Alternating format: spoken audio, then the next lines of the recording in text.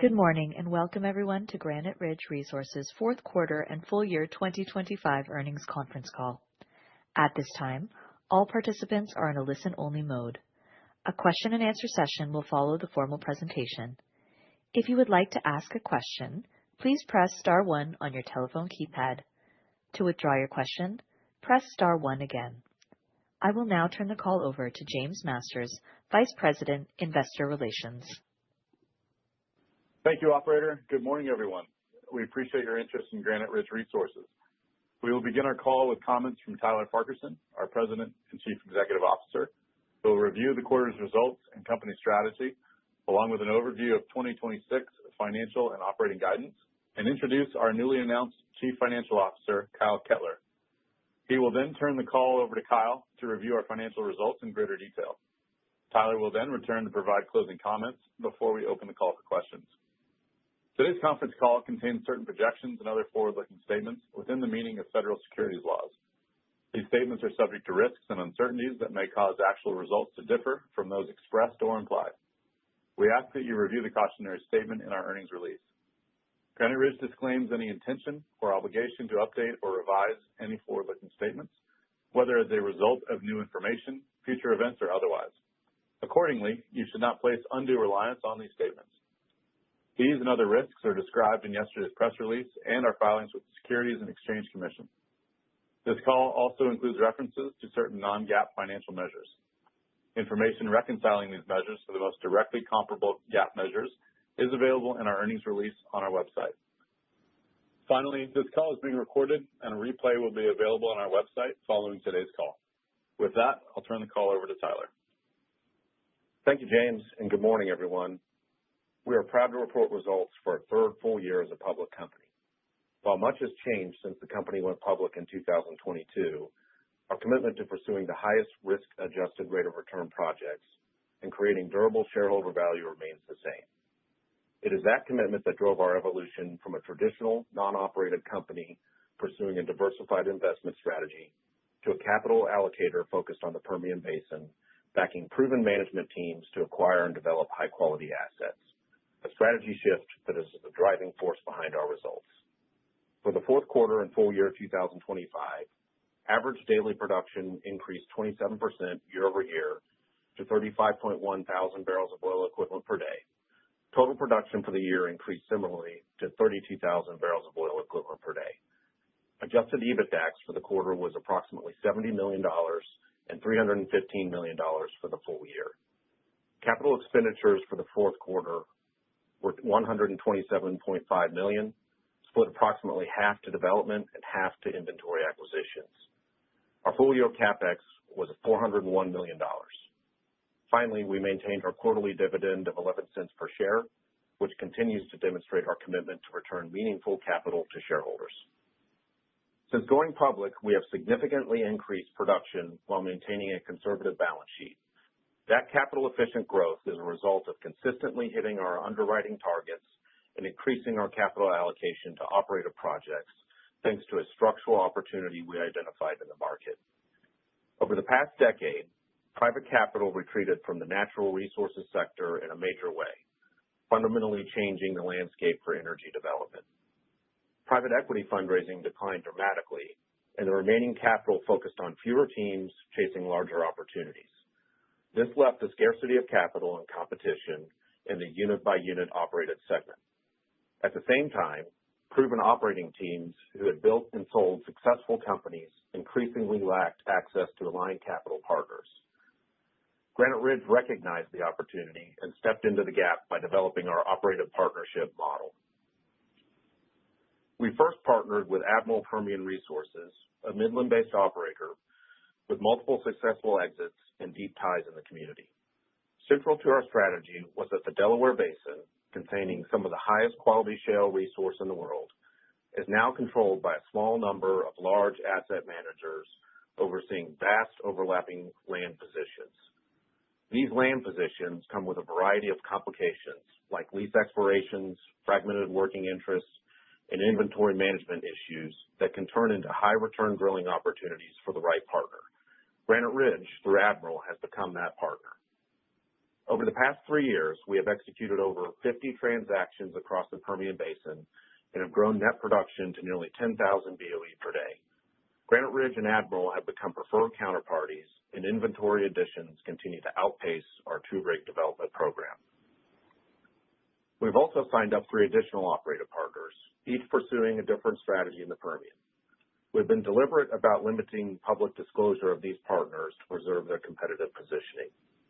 Each team has successfully built and exited private equity-backed companies in the Permian and have significant personal capital invested alongside us, creating meaningful alignment.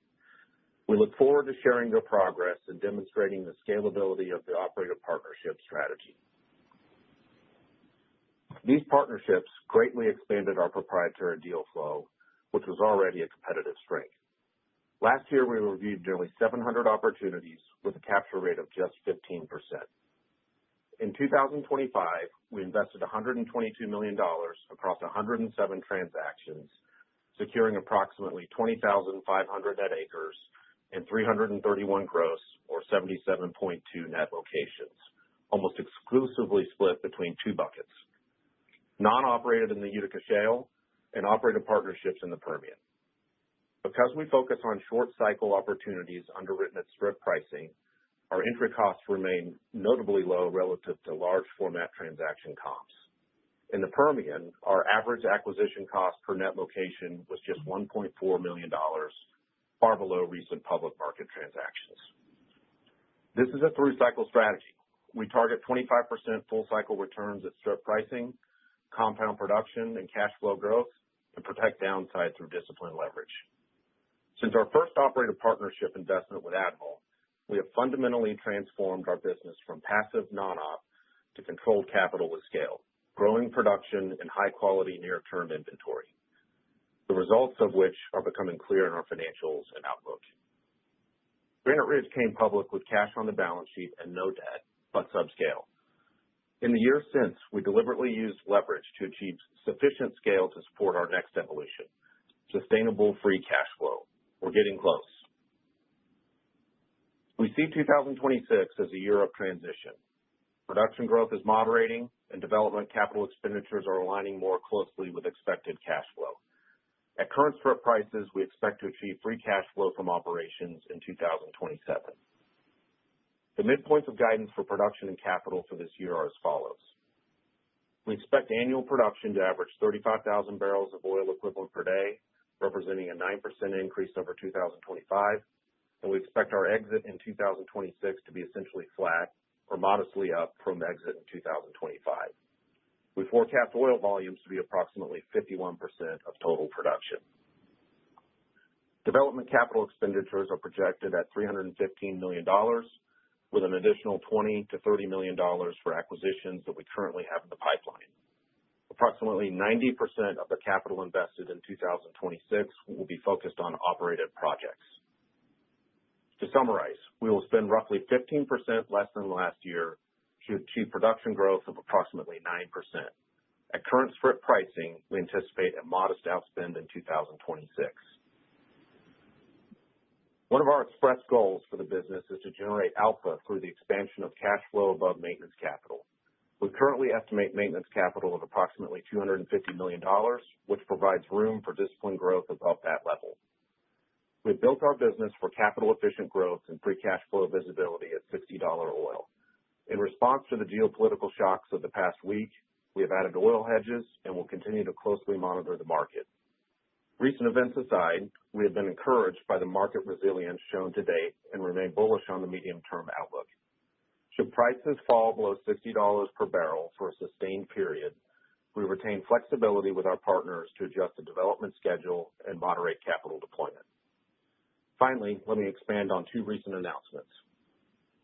Alongside Diamondback Energy, we partnered with Conduit Power to support the development of 200 megawatts of natural gas-fired power generation in ERCOT, scheduled to come online fully in 2027.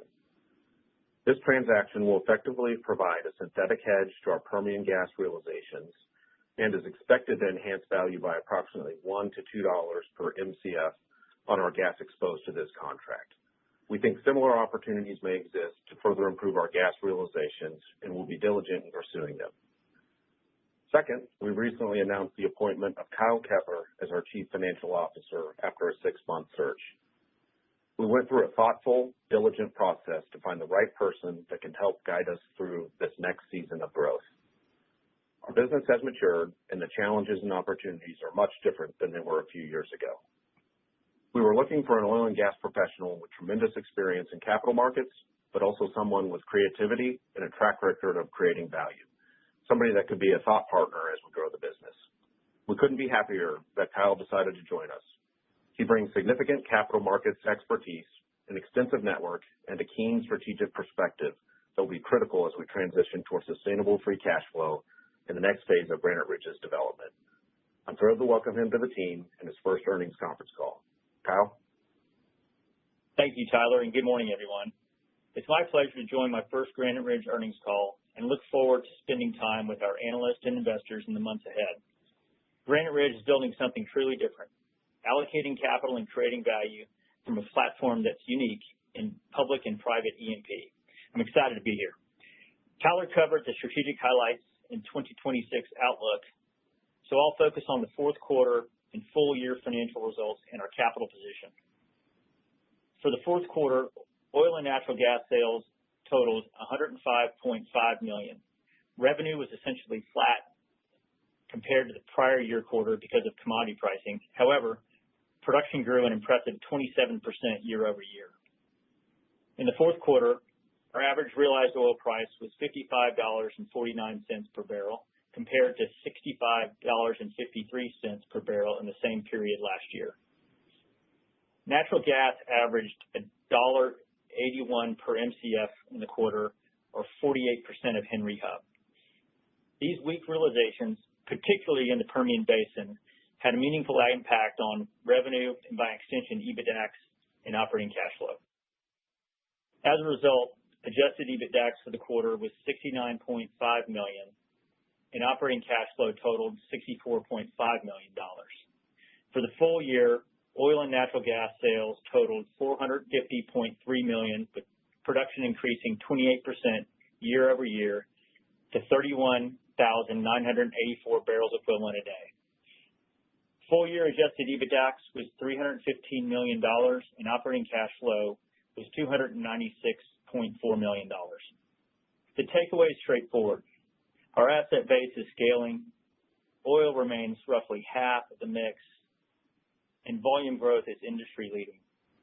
Pricing, especially Permian Basin, was a swing factor in the fourth quarter, revenue and cash flow. That dynamic reinforces the importance of our initiatives like the conduit power transaction Tyler mentioned, which we expect will help improve Permian gas realizations over time. On the cost side, lease operating expense in the fourth quarter was $7.72 per barrel equivalent. That's higher than last year, driven primarily by our increasing focus on the Permian Basin. Service costs, primarily saltwater disposal, increased, a dynamic that's structural in the basin. For the full year, LOE averaged $7.27 a barrel equivalent.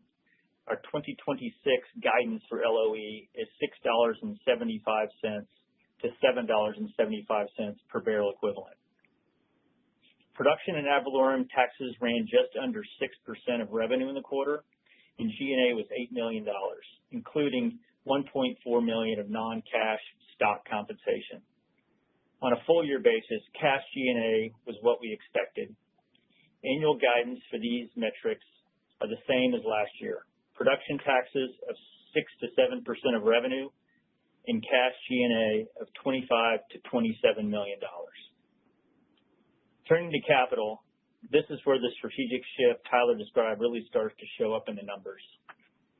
We invested $127.5 million in the fourth quarter, roughly half into development and half into acquisitions. For the full year, total capital was $401 million, including $279 million of drilling and completion capital and $122 million of property acquisitions. That acquisition capital was not large format M&A. It was nimble, repetitive, unit-by-unit inventory capture, high-graded and underwritten at strip. Our acquisition strategy gives us control over timing and capital intensity, we're not locking in multi-year development programs irrespective of commodity price. Operationally, we placed 67 gross wells online during the quarter and 322 gross wells for the year. That activity underpins the 28% annual production growth we delivered in 2025. Now, onto the balance sheet. We exited the year with $350 million outstanding on the 2029 senior notes and $50 million drawn on the revolver. Liquidity totaled $339.5 million at year-end. Net debt to adjusted EBITDAX was 1.2 times inside of our long-term range. Looking ahead to 2026, we're deliberately shifting gears. The plan is to grow production while reducing capital spending. 2026 production is expected to average 34,000 to 36,000 barrels equivalent per day, with oil just under half the mix. Development capital is projected at $300 to $330 million, with total capital of $320 to $360 million, including acquisitions. The key point is this: growth is moderating, capital intensity is coming down, and development spending is aligning much more closely with expected cash flow.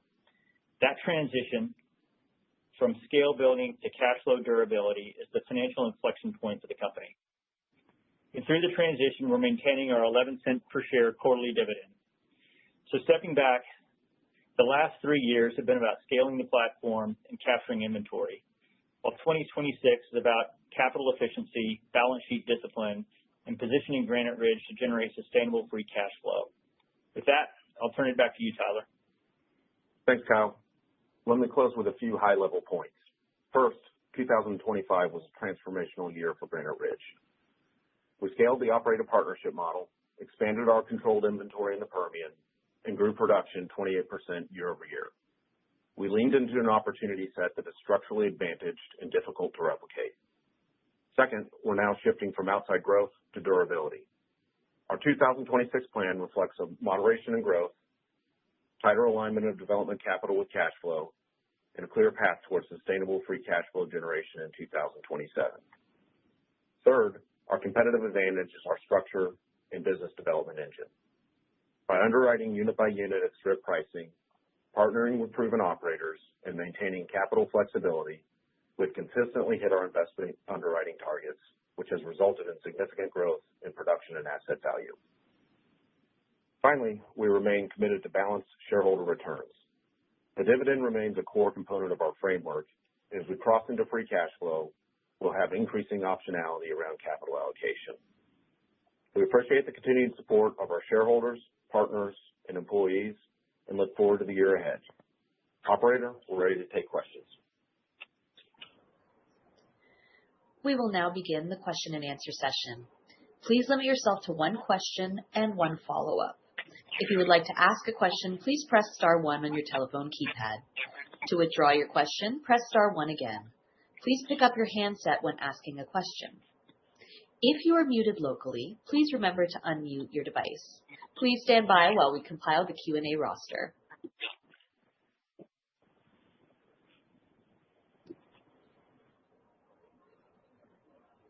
Your first question comes from the line of Phillips Johnston with Capital One. Your line is open. Please proceed with your question.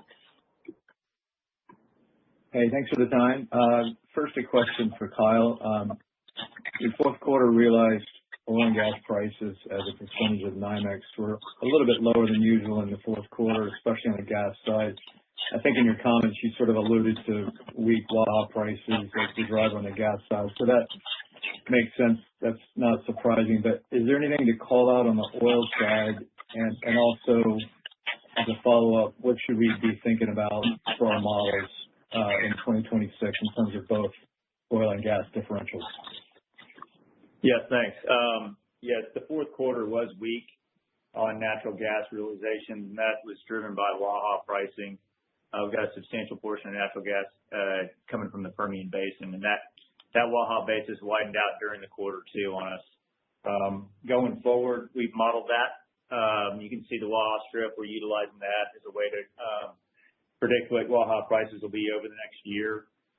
And those prices are pretty low early in the year, and they they tighten up a little bit towards the back end of the year, and then 27 going forward, the strip is much better, but still negative around $1 or so.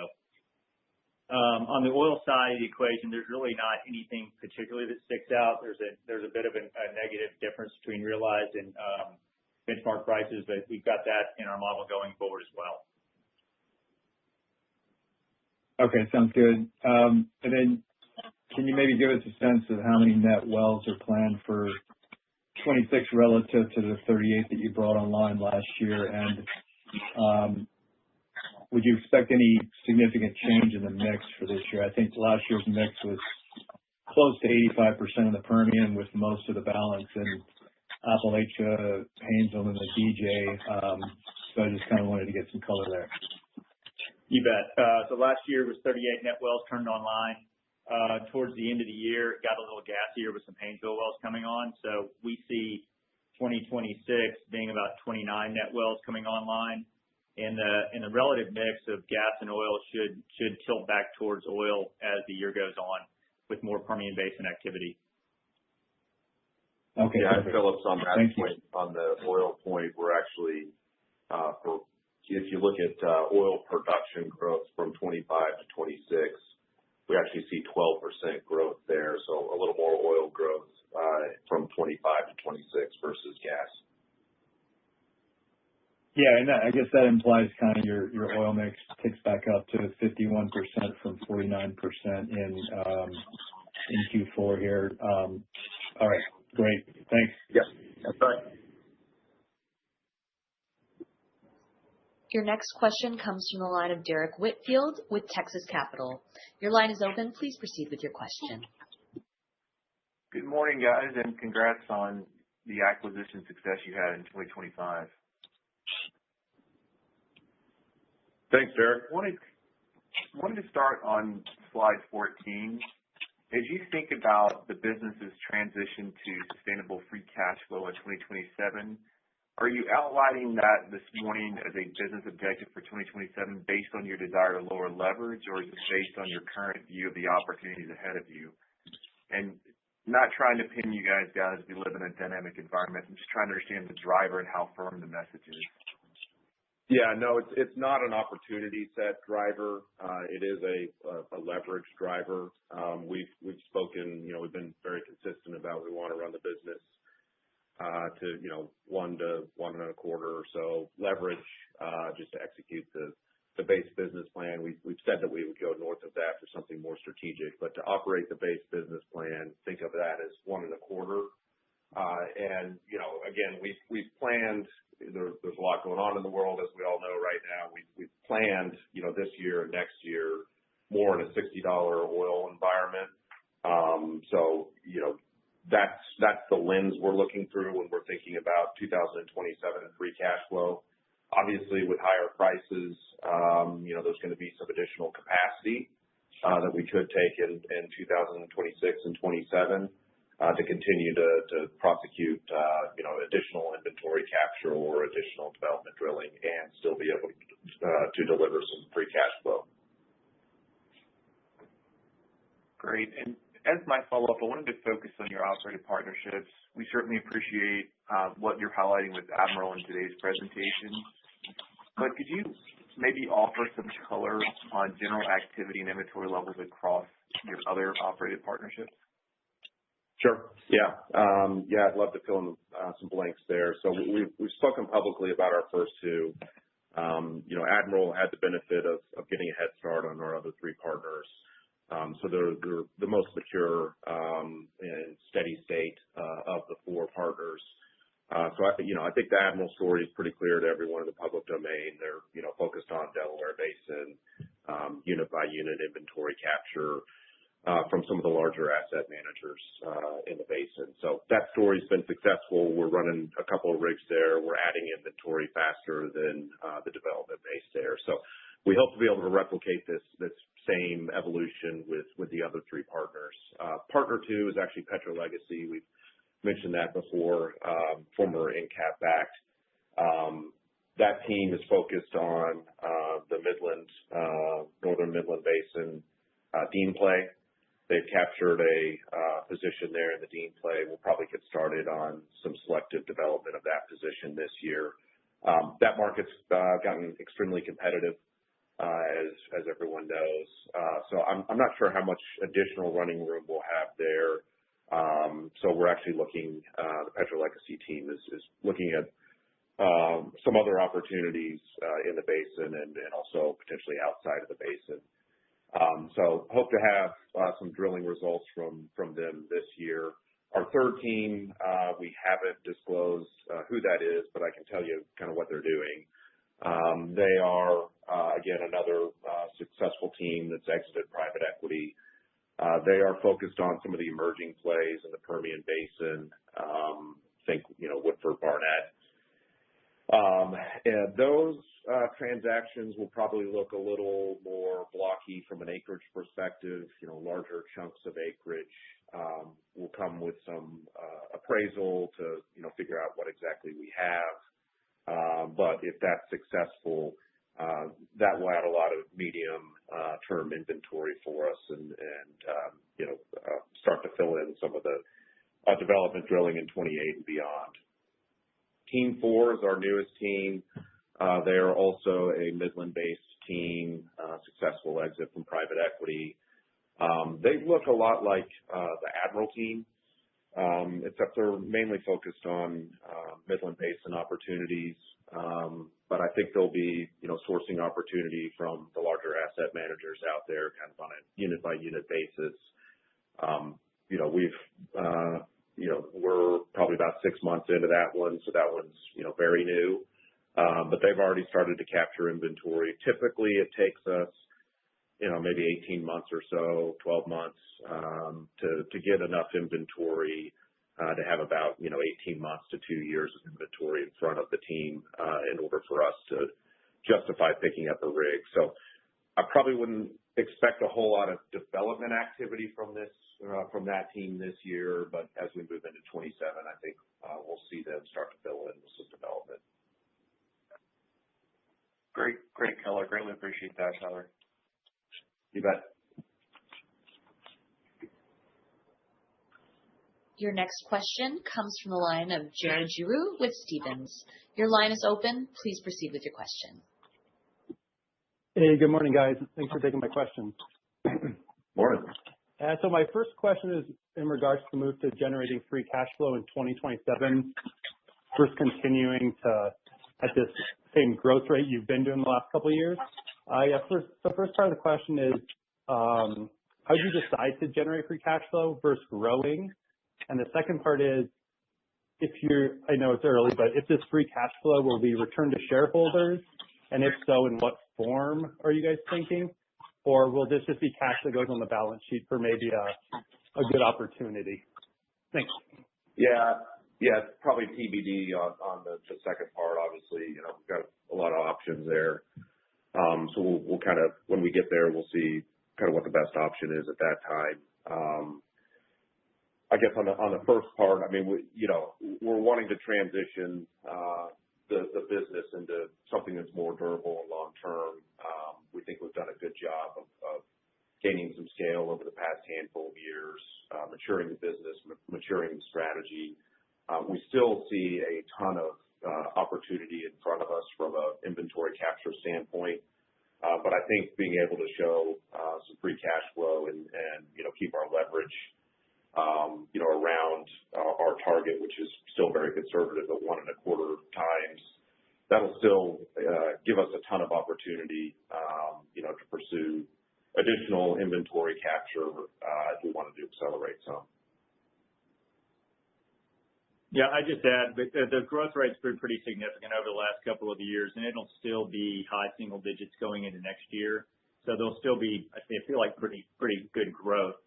A lot of the capital spending is through operated partnerships, and that's based on a development plan we've coordinated with them.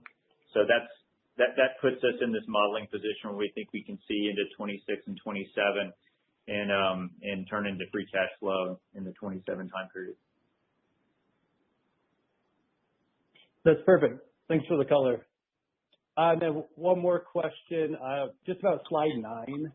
Could you just give a little more color on that slide? Yes, you talked about Granite retains 92% of the 10-year projected cash flows, and then also at this Hamburglar well or pad that achieved a hurdle revision. Can you just give a little more details on this case study? Thanks. You bet. So what we did here was just to give you an example of what the economics are between us and our operated partners. We had some questions from investors over time on this one, and so the real thrust of it is to show that while we do have some reversions in the reserve database, they're effectively not very punitive at all. They're relatively very small on a multiple capital basis, and that's really what we're trying to achieve with this in this slide. That's perfect. Thank you. Your next question comes from the line of Noah Hungness with Bank of America. Your line is open. Please proceed with your question. Morning. For my first question here, I was just hoping you guys could touch on the opportunity set and the competitiveness you're seeing to add inventory in 2025. That you guys were able to add locations well below, I think, what we saw from going market price. So how do you see those dynamics today? Yeah, good question. So that opportunity still exists for us. Our operated teams are still executing on transactions that look exactly like that. We have, roughly $25 million of acquisition CapEx scheduled right now. That's basically what we have captured or what we have line of sight to now. If we wanted to continue to add inventory and increase that budget, that opportunity is still available to us. I think, again, like I said in the remarks, that's been a very good opportunity for us over the past couple of years, and we see the operated partnership inventory captures, having a number of years out in front of us on that front. As far as like the rest of deal flow, we've seen, still very strong deal flow. I think we had, a record last year on deal flow that we screened. That's continuing. The distributed wellbore market is still very strong. We don't participate in that market very much. Returns there are, something that we'd underwrite to, but that's a very strong market. The larger kind of marketed packages, those are, still out there with lots of divestiture targets from a lot of the consolidation. Again, we don't really participate in that market either. And lastly, on some of the smaller, I'd say where we're seeing probably the least amount of deal flow and kind of trending down has been in some of the smaller marketed processes for non-op. That's been a little bit weak, but again, that's not an area that we typically source opportunity from. And I guess finally, in the Appalachia Utica Shale Basin, we're still seeing a ton of opportunity there. That's a traditional non-op play for us. So we've been very successful over the past year and a half leasing there. We actually added probably about another couple thousand net acres in the Utica play in Q4. We're continuing to see lots of opportunity there. That's helpful color. And then for my second question, Tyler, could you just talk about how we can think about the oil cadence through 26, and then what does exit-to-exit production growth look like for oil? Yeah, sure. So exit-to-exit oil production growth is 12%. That's Q4 25 to Q4 26. And then oil growth over the year, it'll be down a little bit in the first half, low single digit decline, kind of Q1 and Q2, and then increasing in the second half. But again, from Q4 to Q4, we expect 12% growth. Great. Thank you. There are no further questions at this time. That concludes the conference call for today. We thank you for your participation and ask that you please disconnect your line. Have a great day.